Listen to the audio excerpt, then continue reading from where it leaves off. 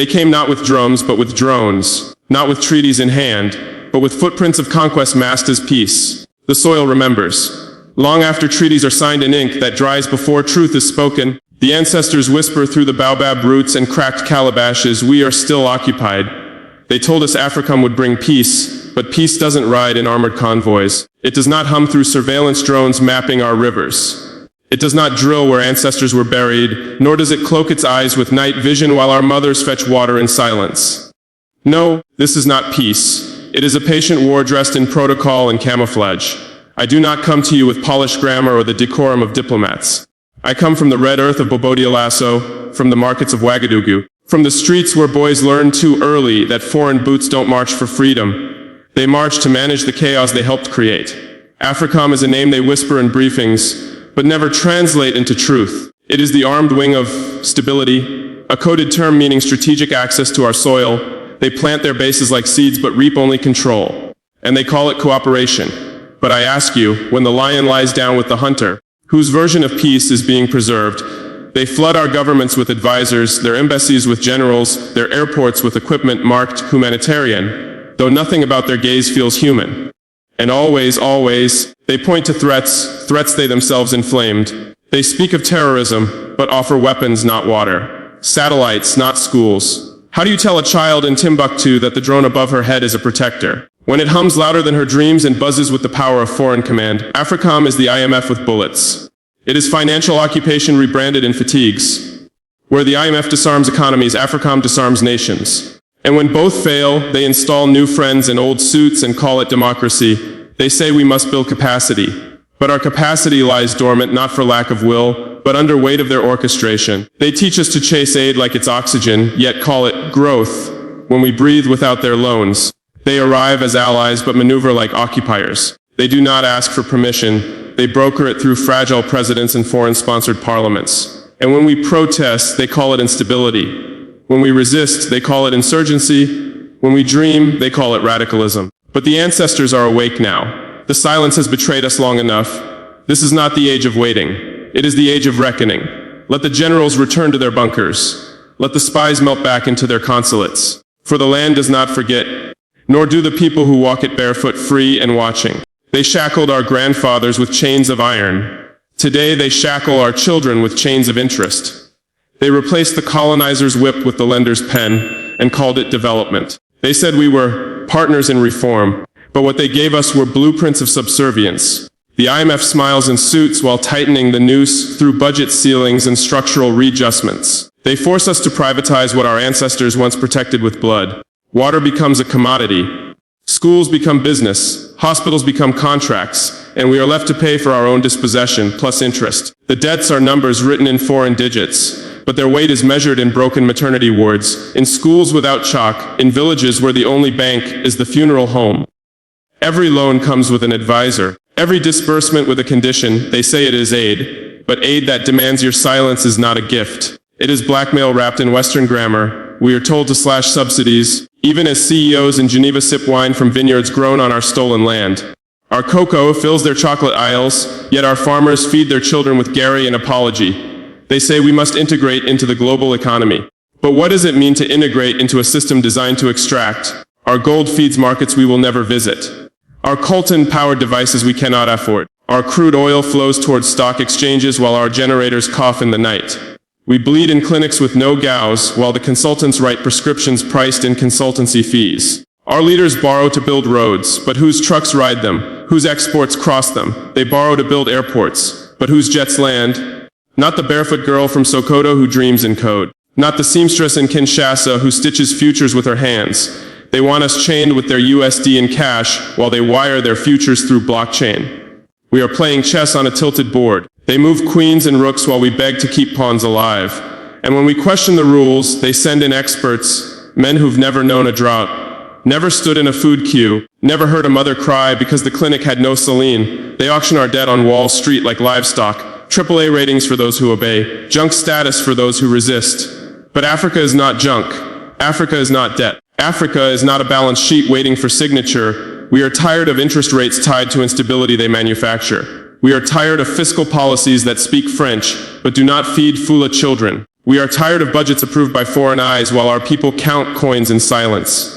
Debt is not just owed, it is engineered. And we are no longer willing participants in this engineered poverty. The trap is known. The chains are visible, and now so is the key. There is a script, written not in our tongues nor for our tongues, drafted in back rooms of Bretton Woods and refined in the polished teeth of Davos. A script that casts Africa not as author, but as perpetual extra. Scene after scene, we enter with treasure and exit with terms. We perform obedience, they edit our lines, and the moment we improvise sanctions. The system is not broken, it works exactly as designed.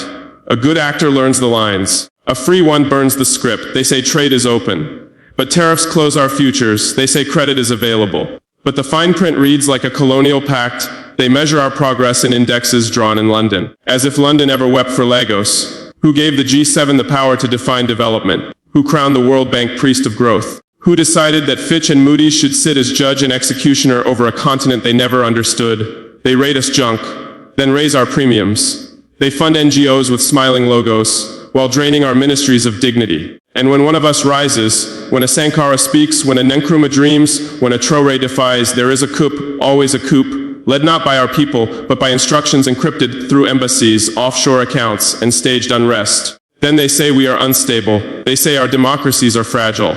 But how can you plant sovereignty in soil soaked with sabotage? We export diamonds and import toothpicks. Our hands dig treasure, but our shelves stay bare. They say build industry, then flood us with subsidized goods. They say compete, while binding us in trade deals written like confession notes. They write laws in Geneva that govern our wombs in Accra. Ghost signatures shaping futures without a fingerprint from our people. They convince us to restructure, then send lawyers who earn more than our health ministers. They lecture us on transparency, while hiding wealth in tax havens named after old pirates. And still they insist this is the global order. Gaddafi once spoke of an African currency backed by gold. They laughed, they feared, they schemed. And when his ideas threatened the script, he was erased, not by his people, but by a coalition cloaked in humanitarian fabric, stitched with oil contracts and military ambition. They surveil us from satellites while preaching sovereignty.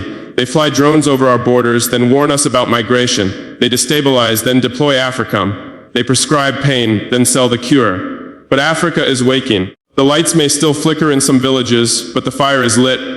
The generation that reads the script is not the same as the one that wrote it. This generation holds pens, not shackles. We no longer seek validation from stage directors in Washington. We will no longer read lines written in our absence. The theater is burning, and from its ashes we write anew. The time for theory has expired. The age of panels and polite reforms is dead. What rises now is action, not sponsored, not outsourced, but born from the soil and soldered by sweat. If the systems are broken, we do not fix them, we replace them. We do not wait for inclusion in the world's table when we can carve our own with timber from ancestral forests. We will build factories with our hands, not wait for handouts priced in interest. The era of exporting raw and importing life must end. Africa must no longer be a farm for global appetite. She must become the blacksmith of her own abundance. Food sovereignty begins with seed. Not genetically cursed seed, but indigenous grains buried for generations beneath sanctions, forgotten but not dead. Digital emancipation begins with tools. Not imported software with Western locks, but code written in Kiswahili, Yoruba, and Twi languages that survived slavery and now must build sovereignty. They sell us paper maps while they move through the world in data and code. They conquer with platforms, not gunpowder. They colonize with algorithms, not rifles. So we must reclaim with innovation, with encrypted identity, with sovereign apps built in Kibera, tested in Aba, deployed in Soweto. The land must return to the people, not just through ceremonies and speeches, but through deeds and frameworks that ensure no grandmother wakes up evicted because a minister inked a contract in a hotel lobby in Paris. The future is not in begging banks, it is in building blockchains. The future is not in borrowing GDP, it is in growing from the ground up. A village with solar power and Wi-Fi can outlive a city with a foreign loan. We will no longer educate our children into unemployment. The curriculum must change. Teach them the architecture of economies, the blueprint of credit, the anatomy of a supply chain. Let them code like griots, let them trade like warriors. We are done exporting our talent to the West. Let them stay, let them build. From the mechanic in Onitsha to the drone maker in Kigali, the revolution will not be televised, it will be productized, not in slogans but in service, not in protest but in platforms. Sovereignty is not declared, it is engineered. Let us create currencies that do not shiver when Wall Street sneezes. Let us write contracts that do not translate to surrender. Let us build hospitals where procurement does not bleed more than the patients. Let us digitize our birth certificates so that no African child is born a ghost in the data age. If they rule through systems, we must rebel through systems. Not chaos, not reaction. Reconstruction, this is not hope, it is hardware. This is not theory, it is thunder. The drums are not just beating, they are coding. We are not asking, we are architecting. The revolution was never meant to wear suits. It was meant to wear calloused hands, woven fabrics, and the breath of the street. It was never meant to speak English with diplomacy. It was born in dialects, in drumbeats, in defiance whispered between market stalls. And now it rises, not from offices, but from ordinary people whose names history books have never written, but whose work sustains the world. The farmer in Kino who plants without subsidy but harvests with pride.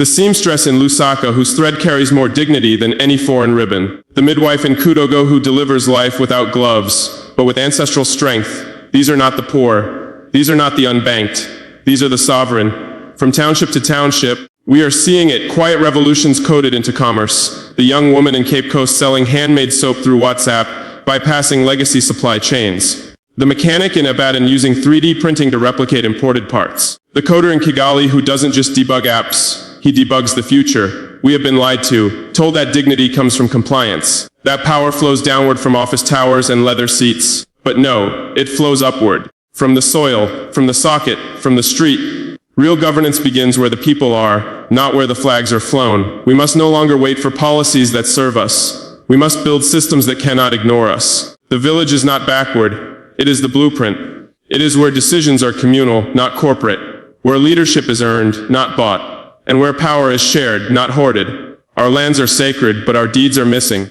A village uprooted by a contract no elder ever signed. Foreign firms hold titles to land they've never walked, while the people who breathe it daily hold nothing but stories. But the tide is turning. We will restore ownership, not just in land, but in law. Not just in property, but in platforms. We will code our claims, register our rights, and store them in clouds they cannot erase. The diaspora, too, is returning, not just with flights, but with frameworks. Lawyers building platforms for land justice. Artists rewriting the aesthetic of resistance. Technologists linking Lagos to Atlanta, Nairobi to New Orleans. Dignity is the new currency, and we are minting it in real time. Our power does not require permission. It requires memory and motion. It is not loud. It is consistent, not theatrical, but tectonic. The leaders we need are not waiting to be elected. They are building, planting, uploading.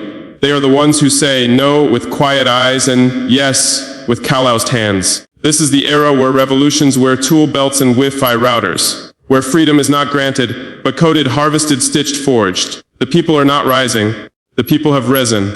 It is written in the wind that blows across Kilimanjaro and whispered through the Nile that remembers every invasion. We are not what they said we were. We are what they fear we could become. This is the reckoning, not born in violence, but in vision, not triggered by bullets, but by clarity. A restoration that does not ask for treaties, does not knock on colonial doors begging for dignity. It arrives uninvited, inevitable, and irreversible. Let the IMF keep their forecasts. We have our futures written in the stars, not spreadsheets. They reduce us to risk assessments, but our ancestors did not survive centuries of captivity and chaos just to be labeled emerging markets on a quarterly graph. We were always the center, only told we were the periphery. Always the creditor, called the debtor. Always the origin, declared the underdeveloped. They offered loans while taking lithium. They built hospitals and filled them with conditions. They sent peacekeepers with rifles and agendas. They told us to trust their medicine, but laced the needle with data extraction and dependency. But Africa will no longer beg for healthcare. It will build it with sovereign data, sovereign budgets, sovereign hands. We will construct clinics that do not collapse under conditionalities. We will train doctors who speak our languages, not just Latin. We will heal with both technology and tradition. They fed us lies about meritocracy while hoarding the inheritance of slavery, colonialism, and resource theft. They told us to develop, but wrote the rules to ensure we could only imitate, never innovate. But the restoration has no script. It listens to the ground, to the rhythm of market women's feet, to the code tapped out in Nairobi's tech hubs, to the rustling of legal papers in Abuja, where land is being reclaimed from foreign title deeds. No more secret clauses. No more midnight deals that sell tomorrow for a price set yesterday. This is the audit no boardroom requested, the balancing of books buried beneath silence and shame. We are not asking the UN for recognition. We are recognizing ourselves. We are not inviting ECOWAS or the AU to debate our sovereignty. We are exercising it, because real sovereignty doesn't beg for quorum, it moves. Africom, IF, US aid, World Bank, your era is ending. Not because we've overthrown you, but because we've outgrown you. Your paradigms are too small for the dreams of this continent, too rigid for the drumbeat rising from Gambia to Niger. Let the records show we remembered, we rose, and we reclaimed. This is not revolution by petition. It is revolution by possession of soil, of spirit. Restoration is not a return to what was. It is the fearless birthing of what must now become, and no permission will be requested, none will be required.